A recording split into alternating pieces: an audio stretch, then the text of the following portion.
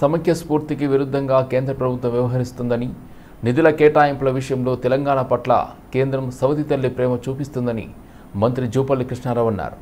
ఉత్తరప్రదేశ్, బీహార్, గుజరాత్ రాష్ట్రాలకు తదనుగుణంగా నిధులు కేటాయిస్తూ తెలంగాణకు మాత్రం అరకొరగా పన్నుల వాటా పంపిణీ చేస్తుందని తెలిపారు. రాష్ట్రం నుంచి పన్నుల రూపంలో కేంద్రానికి చెల్లిస్తున్న వాటాకు అనుగుణంగా నిధుల కేటాయించకుండా కేంద్రం వివక్ష చూపుతుందని చెప్పారు.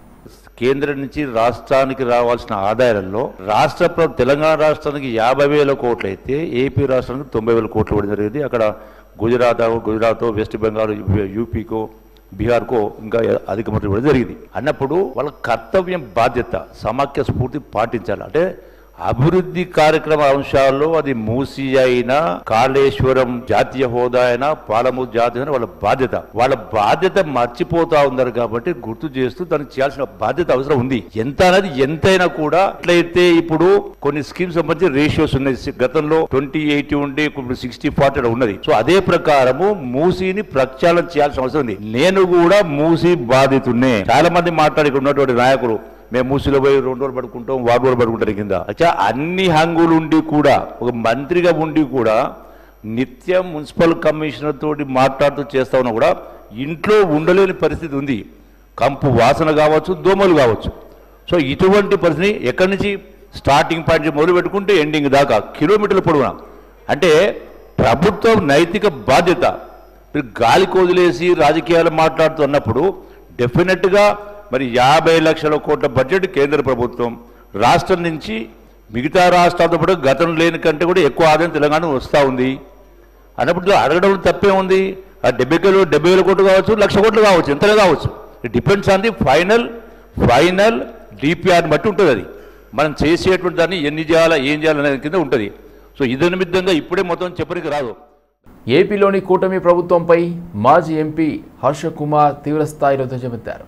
ఎన్నికల ముందు సూపర్ 6 అని చెప్పిన ముఖ్యమంత్రి చంద్రబాబు నాయుడు ప్రభుత్వంలోకి వచ్చాక ఒక్క పథకం కూడా అమలు చేయడం లేదని మండిపడ్డారు. ఆంధ్రప్రదేశ్లో సంక్షేమ పథకాల ఊసే లేదని హర్ష కుమార్ విమర్శించారు. ఇంత అశాస్త్రీయంగా ఈ రోజున చేశారు. సుప్రీంకోర్టు తీర్పులో ఏముందంటే, ఈ వర్గీకరణ చేస్తూ ఖచ్చితంగా దీంట్లో క్రిమీ లేయర్ పాటించాలి అన్నది తీర్పు. అసలు క్రిమీ లేయర్ అన్నది శాసనసభలో పెట్టిన వర్గీకరణ బిల్లులో క్రిమీ లేయర్ అన్న మాటే అసలు ఎత్తలేదు. అంటే ఎందుకు ఎత్తలేదు? దీన్ని మళ్ళీ కోర్టులు కొట్టేయాలి. మళ్ళీ కోర్టులు కొట్టేసిన తర్వాత వీళ్ళిద్దరూ తగాదా ఆడుకోవాలి. తగాదా ఆడుకున్న తర్వాత మళ్ళీ మనం వీళ్ళని ఎంకరేజ్ చేసి వీళ్ళకి ఎస్సీ బిల్స్ కానీ, ఎస్సీ ప్రోగ్రామ్స్ కానీ, ఎస్సీ బెనిఫిట్స్ కానీ ఇవ్వకుండా కాలం గడిపేయాలి. వీళ్ళు అంతసేపు వీళ్ళ కొట్టుకు సావాలి. వీళ్ళు అభివృద్ధి మీద ధ్యాస పట్టకూడదు. వీళ్ళ రాజ్యాధికారం వైపు చూడకూడదు. వీళ్ళని రాజ్యాధికారం వైపు చూసినట్లయితే మళ్ళీ ఎవరికి కూడా రాజ్యాధికారం రాదు. జనాభా సంఖ్య అత్యధికులు వీళ్ళే, ఎస్సీసీ కాబట్టి వీళ్ళని రాజ్యాధికారంకి దూరంగా చేయాలని కుట్రే ఈ యొక్క. హల్వాల్ లోతుకుంట డివిజన్ ఇందిరానగర్ కాలనీలో కాలనీ వాసులు ఆందోళన చేపట్టారు. ఓ ఇంటిపై నిర్మిస్తున్న సెల్ టవర్ నిర్మాణాన్ని వెంటనే అధికారులు నిలిపివేయాలని కాలనీ వాసులు డిమాండ్ చేశారు. కాలనీలో ఇంటిపై సెల్ టవర్ నిర్మాణం పూర్తయితే కాలనీలో ఉన్న ప్రజలకు రేడియేషన్ వల్ల తీవ్ర ఇబ్బందులు కలుగుతున్నాయని స్థానికులు మండిపడ్డారు. అనారోగ్య సమస్యలు మొదలవుతాయని సెల్ టవర్ నిర్మాణంను నిలిపివేయాలని కాలనీ వాసులు డిమాండ్ చేశారు. చిన్నారులు, వృద్ధులకు రేడియేషన్ వల్ల అనారోగ్య సమస్యలు మొదలవుతాయని ఆందోళన వ్యక్తం చేశారు. అధికారులు స్పందించి సెల్ టవర్ నిర్మాణాన్ని ఆపివేయాలని కోరారు. టవర్ వల్ల చాలా ఇష్యూస్ వస్తాయి, హెల్త్ ఇష్యూస్. అవి కన్సిడర్ చేసుకొని మేము ఇక్కడ ఇది అన్ని ఏంటంటే స్టాప్ చేయడానికి ట్రై చేస్తున్నాము. సో ఇది ఎందుకు అంటే మేము వాళ్ళని అడిగితే ఇక్కడ ఉంది సెల్ టవర్ కాబట్టే మేము పెట్టుకుంటున్నాం, మాకు ఎలాంటి హెల్త్ ఇష్యూస్ లేవు అనే రీజన్ ఇస్తున్నారు. అడిగితే ఏ ప్రాపర్ రీజన్ లేకుండా వాళ్ళు అలా చేయడం కరెక్ట్ కాదు.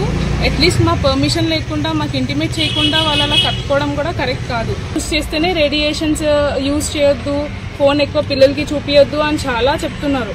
బట్ ఈ సెల్ టవర్స్ ఇంటి పక్కన 2-3 చుట్టూ పెట్టేసుకునేసరికి ఆ రేడియేషన్స్ వల్లనే ఇష్యూస్ వస్తాయి.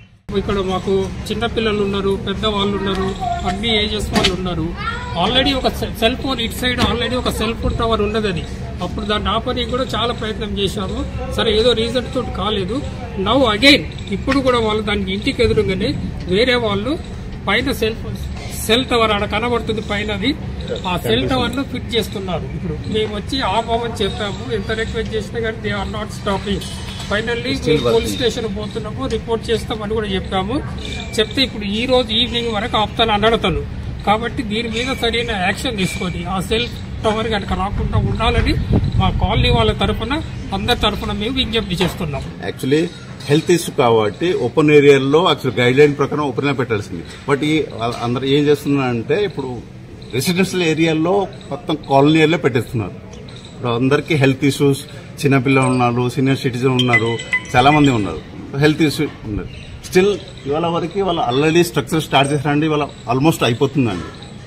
పర్మిషన్ ఉంది అని చెప్పేసి ఏదో ఒక చెత్త లెటర్ తీసుకొచ్చి చూపిస్తున్నారు. అది కూడా జీహెచ్ఎంసీ నుంచి కానీ లేదంటే లోకల్ గవర్నమెంట్ నుంచి కానీ ఎవరి దగ్గర నుంచి కాదు, వాళ్ళ కంపెనీ యొక్క లెటర్ హ్యాడ్ తో ఉన్నది మాత్రమే, వేరేదైతే ఏమీ కాదు. సో అది కూడా మేము అడిగినాం, ఇది మీ కంపెనీ నుంచి ఉన్న లెటర్ హ్యాడ్ తో ఉన్న పర్మిషన్ మాత్రమే, ఇది జీహెచ్ఎంసీ మాత్రం కాదు.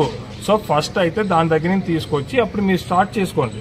ఈ లోపు మేము కూడా మా ప్రయత్నాలు మేము చేసుకొని మేము హైయర్ అథారిటీస్తో అంటే మేము పై అధికారులతో మాట్లాడుకుంటాము. ఏళ్ల తరబడి ఆస్తి పన్ను చెల్లించకుండా కొనసాగుతున్న వియా మిలానో బార్ అండ్ రెస్టారెంట్ను జీహెచ్ఎంసీ అధికారులు సీజ్ చేశారు. ఆస్తి పన్నుపై ప్రత్యేక డ్రైవ్లు నిర్వహిస్తున్న వ్యాపార సముదాయాలపై అధికారులు కఠిన చర్యలకు దిగుతున్నారు. ఇందులో భాగంగా జూబ్లీహిల్స్ రోడ్ నంబర్ 36లోని వియా మిలానో రెస్టారెంట్ను సీజ్ చేశారు.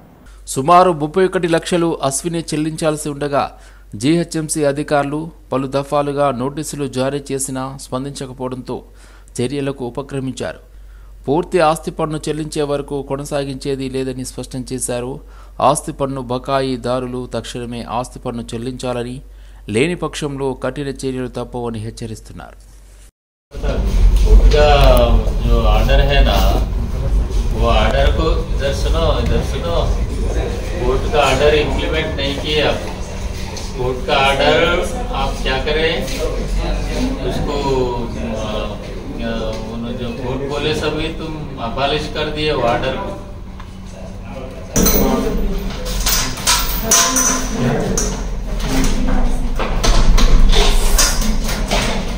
नहीं फ्रिज से गैस लाइन बंद किया है, से कम से गैस खाना को दी जाए।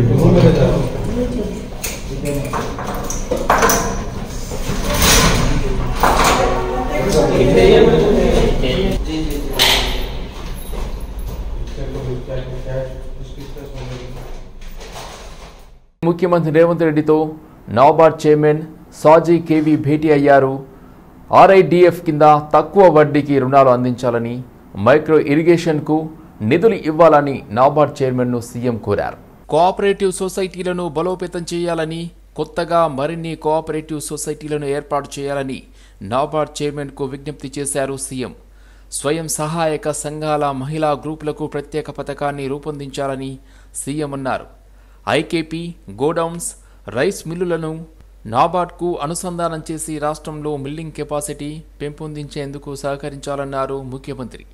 ఈ ఆర్థిక సంవత్సరంలో మంజూరైన నాబార్డ్ స్కీమ్స్ నిధులు మార్చి 31లోగా ఉపయోగించుకోవాలని అధికారులకు సూచించారు సీఎం. నాబార్డ్ పరిధిలోని స్కీములన్నింటినీ వచ్చే ఆర్థిక సంవత్సరంలో వీలైనంత ఎక్కువగా ఉపయోగించుకోవాలన్నారు. మిషన్ భగీరథ సిబ్బంది అప్రమత్తంగా ఉండాలని మంత్రి సీతక్క అన్నారు. రిజర్వాయర్లలో తాగునీటికి తగినంత నీటి నిల్వలు ఉండాలని, గతంలో తాగునీటి అందని గ్రామాలకు కూడా ఈసారి తాగునీరు సరఫరా చేస్తున్నామని తెలిపారు. ఏదైనా సాంకేతికత కారణాలతో సమస్యలు తలెత్తినా ఇబ్బందులు లేకుండా ప్రత్యామ్నాయ ఏర్పాట్లు చేస్తున్నామని మంత్రి అన్నారు. తాగునీటి అవసరాలకు ఇచ్చేందుకు ప్రతి కలెక్టర్ వద్ద 2 కోట్ల రూపాయల నిధులను అందుబాటులో ఉంచుతున్నామని చెప్పారు. జాగ్రత్తగా తాగునీటిని వినియోగించుకోవాలని, తాగునీటి సరఫరాలో సమస్యలు తలెత్తకుండా చర్యలు తీసుకోవాలని సూచించారు. సమస్య తలెత్తిన వెంటనే పరిష్కారం చూపాలని, తాగునీటి సమస్యలు లేకున్నా కొందరు కావాలని తప్పుడు ప్రచారం చేస్తున్నారని మండిపడ్డారు. ఉష్ణోగ్రత బాగా పెరుగుతుంది, నీటి వనరుల యొక్క లభ్యత తగ్గే ప్రమాదం ఉంది కాబట్టి ఎక్కడెక్కడ ఏ రకమైనటువంటి పరిస్థితి ఉంది, దాన్ని బట్టి మనం ఇంకా ముందస్తుగా ఎలాంటి చర్యలు తీసుకోవాలనే ఉద్దేశంతో మరి రోజు ఈ యొక్క మాకు అసెంబ్లీ ఉన్నా కూడా ఇప్పుడు 9 to 9:30, 10 వరకు మీతో ఈ యొక్క ఇంట్రాక్షన్ కావాలని ఈ యొక్క సమావేశాన్ని ఏర్పాటు చేయాల్సిందిగా ఈఎన్సీ గారిని కోరడంతో కృపాకర్ రెడ్డి గారు ఎమర్జెన్సీగా ఈ యొక్క వీడియో కాన్ఫరెన్స్ని ఏర్పాటు చేయడం జరిగింది. ఈరోజు మరి చెప్పగానే లైన్లోకి వచ్చిన మీ అందరికీ హృదయపూర్వక ధన్యవాదాలు, నమస్కారాలు తెలియజేస్తా ఉన్నాము. ముఖ్యంగా ప్రతిరోజు కొన్ని పత్రికలు, టీవీలు పనిగట్టు కొన్ని చూపించే వాళ్ళు కొన్ని అయితే కొన్ని వాస్తవాలు, కొన్ని అవాస్తవాలను కూడా పదే పదే అక్కడ మిషన్ భగీరథ నీళ్ళు వచ్చినా కూడా మరి వాళ్ళు మిషన్ భగీరథ నీళ్లు గత కొంతకాలంగా కొన్నేళ్లుగా కూడా తాగనటువంటి గ్రామాలు ఉన్నాయి. అలాంటి వారికి కూడా మన అటవీ శాఖ అధికారులతో మంత్రి కొండా సురేఖ సమావేశమయ్యారు. ఈ సందర్భంగా వందలు వేల రూపాయలు పెట్టి శాలువాలు, బొకేలు కొని తీసుకురావద్దని అధికారులకు సూచించారు. వాటికి పెట్టే డబ్బులను తిండి లేని భాగ్యులకు ఉపయోగించాలని మంత్రి సూచించారు. Just reminded me that I want to tell you that you should not forget that if someone tells you you cannot do this, you cannot become this person, and you cannot actually perform what you would love to do in life, don't trust them. Because if I would trust them, I would not be standing here with you today and I would not be able to speak to you. So I want you to remember that if you find your passion, it can be anything from painting, it can be your idea of who you want to become, if you want to be a lawyer, a doctor, or even a model. Listen to you, work on that hard, because the determination is very important, the hard work, and you need to put your effort and time and then things happen. So I just wanted to tell you that. And now something about the Environmental Day, because I'm a big fan of nature and I'm a big fan of environments. I always love to spend my free time in the nature, in the forest, the best on a horseback. I love horse riding, and that's. శాసన మండలి ఆవరణలో BRS ఎమ్మెల్సీలు వినూత్న నిరసన చేపట్టారు. రాష్ట్ర ప్రభుత్వం ప్రవేశపెట్టిన బడ్జెట్పై ఎమ్మెల్సీలు నిరసన తెలిపారు. అప్పులు ఘనం, అభివృద్ధి శూన్యం అంటూ ప్లకార్డులతో నినాదాలు చేశారు. అప్పులు ఆకాశంలో, అభివృద్ధి పాతాళంలో అంటూ నినాదాలు చేశారు. 1,58,000 కోట్ల అప్పు చేసి ఎంతమంది మహిళలకు 2,500 ఇచ్చారు అని ప్రశ్నించారు. బీఆర్ఎస్ ఎమ్మెల్సీలు ప్రజల సమస్యల పరిష్కారంపై ప్రభుత్వానికి చిత్తశుద్ధి లేదని మండిపడ్డారు. తూతూ మంత్రంగా సభ నడిపిస్తున్నారని, పని గంటలు తగ్గించారని అన్నారు. సభలో చర్చించే అవకాశం లేకున్నా ప్రజాక్షేత్రంలో పోరాడతామని హెచ్చరించారు. అప్పులు ఆకాశంలో, అప్పులు ఆకాశంలో, అభివృద్ధి పాదాళంలో, అప్పులు ఆకాశంలో, అభివృద్ధి పాదాళంలో, అప్పులు ఆకాశంలో, అభివృద్ధి పాదాళంలో, అప్పులు ఆకాశంలో, అభివృద్ధి పాదాళంలో. ఇదే మీ రాజ్యం, ఇదే మీ రాజ్యం, అప్పుల రాజ్యం, తప్పుల రాజ్యం. ఇదే మీ రాజ్యం, ఇదే మీ రాజ్యం, అప్పుల రాజ్యం, తప్పుల రాజ్యం. ఇదే మీ రాజ్యం, ఇదే మీ రాజ్యం, అప్పుల రాజ్యం, తప్పుల రాజ్యం. ఇదే మీ రాజ్యం, ఇదే మీ రాజ్యం, అప్పుల రాజ్యం, తప్పుల రాజ్యం. ఇదే మీ రాజ్యం, ఇదే మీ రాజ్యం, అప్పుల రాజ్యం, తప్పుల రాజ్యం. ఇదే మీ రాజ్యం, ఇదే మీ రాజ్యం, అప్పుల రాజ్యం, తప్పుల రాజ్యం. అప్పులు ఆకాశంలో, అభివృద్ధి. తెలంగాణలో పార్టీని మరింత ముందుకు తీసుకెళ్లేందుకు ఉత్సాహంగా పనిచేయాలని, రాబోయే స్థానిక సంస్థల ఎన్నికల్లో కష్టపడి పనిచేయాలని కేంద్ర హోంశాఖ మంత్రి అమిత్ షా బీజేపీ నేతలకు సూచించారు. పార్లమెంట్ భవనంలో కేంద్ర మంత్రి, బీజేపీ రాష్ట్ర అధ్యక్షుడు జి కిషన్ రెడ్డి నేతృత్వంలో తెలంగాణ ఎంపీలు, కొత్తగా ఎంపికైన 2 ఎమ్మెల్సీలు, ఇతర సీనియర్ నాయకులు అమిత్ షాను కలిశారు. ఇటీవల ఎమ్మెల్సీలుగా ఎన్నికైన మల్కు కుమరయ్య, అంజిరెడ్డిని అమిత్ షా అభినందించారు. ఈ భేటీలో కేంద్ర మంత్రి బండి సంజయ్, ఎంపీలు డీకే అరుణ, రఘునందన్ రావు, ధర్మపురి అరవింద్, కొండా విశ్వేశ్వరరెడ్డి, డాక్టర్ కె లక్ష్మణ్ తదితరులు పాల్గొన్నారు. అయితే పార్టీలో ప్రస్తుతం బీజేపీ రాష్ట్ర అధ్యక్షుడు ఎవరనే దానిపై జోరుగా చర్చ జరుగుతుంది.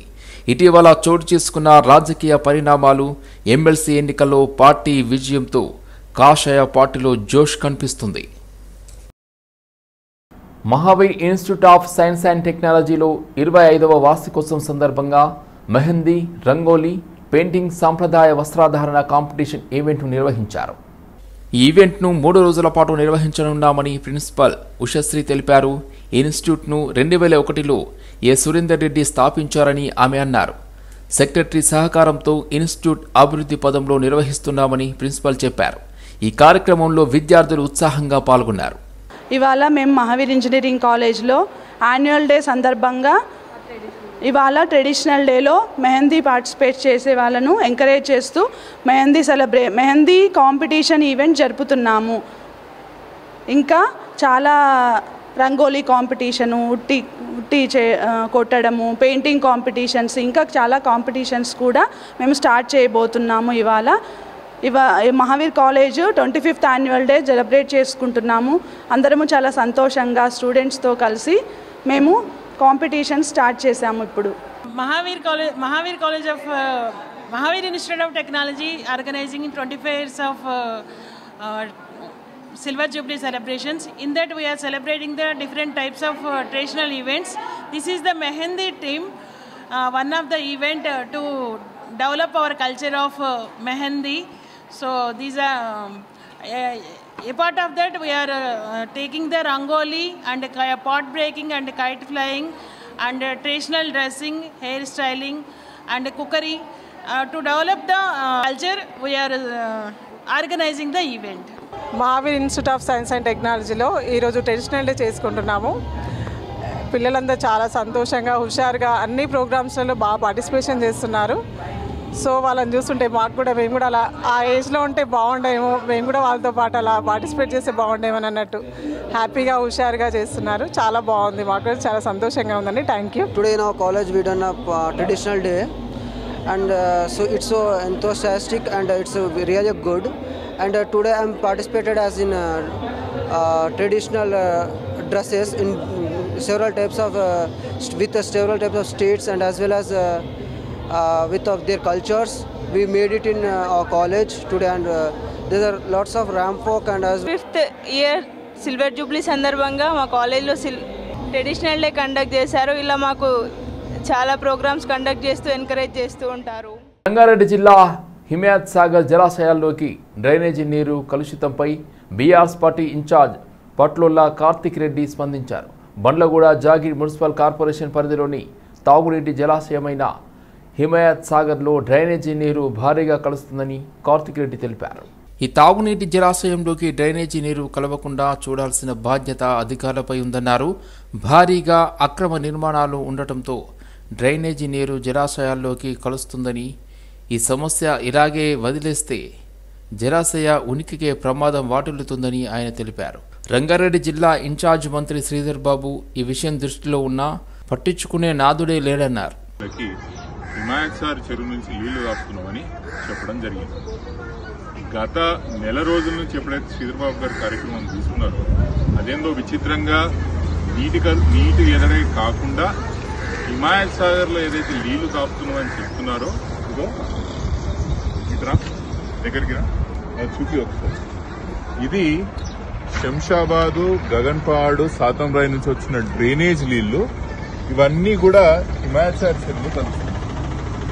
హిమాయత్ సాగర్ లో ఏదైతే నీళ్లు తాగుతున్నారో కాలనీ వాసులు, మీరందరూ ఈ డ్రైనేజ్ నీళ్లే తాగుతున్నారు. గత నెల రోజుల నుంచి కూడా అక్కడ ఉన్న కాలనీ వాసులందరూ కూడా కంప్లైంట్ జరుగుతుంది. అసలు నీళ్లే వస్తలేవు, మేము ట్యాంకర్లు కొడుతున్నాం, వచ్చిన నీళ్ళలో కూడా వాసన వస్తుందంటే ఎందుకంటే ఇదో ఈ డ్రైనేజ్ నీళ్లు కలుగుతుంది. ముఖ్యమంత్రి రేవంత్ రెడ్డి గారు మూసి ప్రక్షాళన చేస్తామని చెప్తారు, చెరువులను కాపాడుతామని చెప్తారు. రంగనాథ్ గారు మీకు చెరువుల మీద ఉన్న బిల్డింగ్లు లేకపోతే చెరువులో ఉన్న మిగతా కట్టడాలే కనిపిస్తున్నాయి, కానీ ఇట్లాంటి వాగులు, ఇట్లాంటి డ్రైనేజ్ నీళ్లు కలుస్తున్నాయి, ఎందుకు కనిపిస్తలేవు రంగనాథ్ గారు? అక్టోబర్ నెల నుంచి మొదలు పెడితే జూలై 2025 వరకు సాక్షాత్తు అసెంబ్లీ సాక్షిగా మొత్తం 13 నోటిఫికేషన్లు విడుదల చేయాలని ఇప్పటి వరకు ఎలాంటి నోటిఫికేషన్ విడుదల చేయలేదని నిరుద్యోగ జేఏసీ చైర్మన్ మోతీలాల్ నాయక్ మండిపడ్డారు. నిరుద్యోగులపై ప్రభుత్వ నాయకులు అవహేళనగా మాట్లాడడంపై ఓయూ లైబ్రరీ వద్ద నిరుద్యోగ విద్యార్థులతో నిరసన చేపట్టారు. ఈ అసెంబ్లీ సమావేశంలో నిరుద్యోగుల ఉద్యోగాలపై చర్చ జరిపి నోటిఫికేషన్ విడుదల చేయాలన్నారు. లేని పక్షంలో ఏప్రిల్ నెలలో సరూర్ నగర్ ఇండోర్ స్టేడియంలో నిరుద్యోగుల సింహగర్జన ఏర్పాటు చేస్తామని, అయినా ప్రభుత్వం స్పందించని ఎడల 1000 మందితో ఢిల్లీలోని ఏఐసిసి ఆఫీసును ముట్టడిస్తామని హెచ్చరించారు. అయినా కూడా స్పందించని ఎడల ఏఐసిసి ముందు ఆమరణ నిరాహార దీక్షకు పూనుకుంటామని హెచ్చరించారు. మేము 6 నెలలు ఆగిన తర్వాత బిల్లు పాస్ అయిన తర్వాత మీరు మాకు నోటిఫికేషన్ వేస్తారేమో అని చెప్పేసి ఆశపడితే ఎదురు చూస్తే మీరు ఉద్యోగాలు ఎక్కువయ్యి నిరుద్యోగులు బలుపు ఎక్కువయ్యి పోస్టుల కోసం మాకు వద్దు అని చెప్పేసి మేము రోడ్డు మీద ఎక్కినామని చెప్పేసి డిప్యూటీ సీఎం మరియు సీఎం గారు చెప్పినటువంటి మాటలు మేము తీవ్రంగా ఖండిస్తా ఉన్నాం. ఈసారి నిరుద్యోగుల కోసం అసలు కాంగ్రెస్ పార్టీ ప్రభుత్వంలో వచ్చిందే ఉద్యోగాలు ఇస్తామని చెప్పి గ్రూప్ 2 పోస్టు పెంచమని చెప్పినాం, మీరు పెంచలే. గ్రూప్ డిఎస్సి పోస్ట్ పోన్ చేయమన్నాం, చేయలేదు. సంవత్సరంలో 2 లక్షల ఉద్యోగాలు అన్నారు, వేయలేదు. జాబ్ క్యాలెండర్ వేస్తామన్నారు, అది లేదు. వర్గీకరణ అన్నారు, దానికోసం వెయిట్ చేయమన్నారు, వెయిట్ చేసినాం. ఇంకా మీకు ఏ అంశం మీకు అడ్డు వస్తుంది? చారిటబుల్ ఆర్గనైజేషన్ ద్వారా నడుస్తున్న గుజరాత్కు చెందిన సంకల్ప్ చంద్ పటేల్ యూనివర్సిటీ దక్షిణ భారతీయ ప్రాంతీయ కార్యాలయాన్ని హైదరాబాద్ జూబ్లీ హిల్స్ ప్రకాష్ పటేల్తో పాటు SPU provost Prafull Kumar Udani, registrar doctor Parimal Trivedi, SPCE principal doctor PJ Patel కలిసి ప్రారంభించారు. విద్యార్థుల కెరీర్ కన్సల్టింగ్, విద్యా సంబంధిత సహకార, ప్లేస్మెంట్ సహాయం కోసం దక్షిణ రాష్ట్రాల విద్యార్థులకు రీజనల్ కార్యాలయం ఒక వేదికని సంకల్ప్ చంద్ పటేల్ యూనివర్సిటీ అధ్యక్షుడు ప్రకాష్ భాయ్ పటేల్ అన్నారు. సమాజానికి ఉపయోగం కలిగించే ముఖ్యమైన వనరుగా పనిచేస్తుందన్నారు. గుజరాత్లో విద్యా ఆరోగ్య సంరక్షణ కేంద్రాల అభివృద్ధికి కృషి చేస్తున్న తాము తమ యూనివర్సిటీ విద్యార్థులకు స్కూలింగ్ నుంచి పిహెచ్డి వరకు విద్యార్థులకు ఫిలాంథ్రోఫిక్, విలువ ఆధారిత సమగ్ర విద్యను అందిస్తుందన్నారు. This center will give the total information about the Sakal Chand Patel University located in Gujarat state to the South Indian students. We are welcome South Indian students to the state of Gujarat and Sakal Chand Patel University. Sakal Chand Patel University is one of the reputed and oldest educational organization in Gujarat. The trust was started in 1942 before freedom of our country by our founder chairman Sakal Chand Bhai Patel. Medchal పట్టణంలో భరోసా కేంద్రంలో virtual evidence facility సేవలను Medchal DCP ఎన్ కోటిరెడ్డి ముఖ్య అతిథిగా హాజరై Cyberabad women safety wing DCP సృజనతో కలిసి ప్రారంభించారు. బాధితులు తమ వాగ్మూలాన్ని స్వేచ్ఛగా చెప్పుకునేందుకు ఈ సేవలను ప్రారంభించామన్నారు. ఫోక్సో బాధితులకు లీగల్ అసిస్టెంట్ అందిస్తూ కోర్టుకు నేరుగా వెళ్లకుండా వర్చువల్గా బాధితులు తమ వాగ్మూలాన్ని ఇచ్చేలా ప్రభుత్వ ఆదేశాల మేరకు ఈ సేవలు ప్రారంభించామని డీసీపీ తెలిపారు. భరోసా బాధితులకు అండగా నిలుస్తుందని డీసీపీ కోటిరెడ్డి అన్నారు. జోన్లో ఉన్న భరోసా సెంటర్లో వీడియో రికార్డింగ్ ఫెసిలిటీ కల్పించడం జరిగింది. పోక్సో బాధితులు ఎవరైతే ఉంటారో విక్టిమ్స్ వాళ్ళకి లీగల్ అసిస్టెన్స్ ఇస్తూ వాళ్ళ యొక్క కోర్టులో ట్రయల్స్ జరిగేటప్పుడు కానీ కోర్టులో ఎవిడెన్స్ ఇచ్చేటప్పుడు కానీ విక్టిమ్స్ అక్కడికి పోకుండా ఉండటానికి వాళ్ళకి ఒక భరోసా కల్పించడానికి వాళ్ళని ఎక్స్పోజ్ కాకుండా చూడడం కోసము మెడికల్ ఎగ్జామినేషన్ కావచ్చు, ఈ కోర్టు ఎవిడెన్స్ కావచ్చు, అన్నీ కూడా ఇక్కడ భరోసా సెంటర్లో జరిగే విధంగా ఇక్కడ మనకి డీజీపీ ఆఫీస్ నుంచి గవర్నమెంట్ నుంచి ఆదేశాలు రావడం జరిగింది. దానికి అనుగుణంగా ఇక్కడ అన్నీ కూడా ఆ ఫెసిలిటీస్ కల్పిస్తూ ఈరోజు ఇక్కడ ఇనాగ్రేట్ చేయడం జరిగింది. ఈ భరోసా కేంద్రం అనేది బాలానగర్ జోను అండ్ మేడ్చల్ జోన్కి సంబంధించి ఉంటుంది. ఈ ప్రాంతంలో వచ్చిన కేసులన్నీ కూడా ఇక్కడికి టేకప్ చేయడం జరుగుతున్నది. ఈ కార్యక్రమంలో బాలనగర్ డీసీపీ గారు, ఉమెన్ సేఫ్టీ డీసీపీ గారు కూడా హాజరు కావడం జరిగింది. తెలంగాణలో 10వ తరగతి పరీక్షలు కొనసాగుతున్నాయి. విద్యార్థులకు ఎలాంటి ఇబ్బందులు కలగకుండా అధికారులు ఏర్పాట్లు చేశారు. పరీక్షా కేంద్రాల వద్ద డీఈఓ ఎంఈఓ తహసీల్దార్ల ఫోన్ నెంబర్లు ఇచ్చారు. ఏదైనా సమస్య వస్తే వారి దృష్టికి తీసుకెళ్లాలని అధికారులు తెలిపారు. ఉదయం 9:30 నుండి మధ్యాహ్నం 12:30 వరకు పరీక్షలు జరగనున్నాయి. ఎగ్జామ్ ప్రారంభమైన 5 నిమిషాల వరకు విద్యార్థులను పరీక్షా హాల్లోకి అనుమతిస్తారు. మొత్తం 2650 పరీక్షా కేంద్రాల్లో 5,09,403 మంది విద్యార్థులు పరీక్షలు రాయనున్నారు. విద్యార్థులను తనిఖీలు చేసి పరీక్షా కేంద్రాల్లోకి అనుమతించారు. ఈసారి 24 పేజీల బుక్లెట్ విధానం అందుబాటులోకి వచ్చింది. ఏప్రిల్ 4తో ఎగ్జామ్స్ ముగుస్తాయి.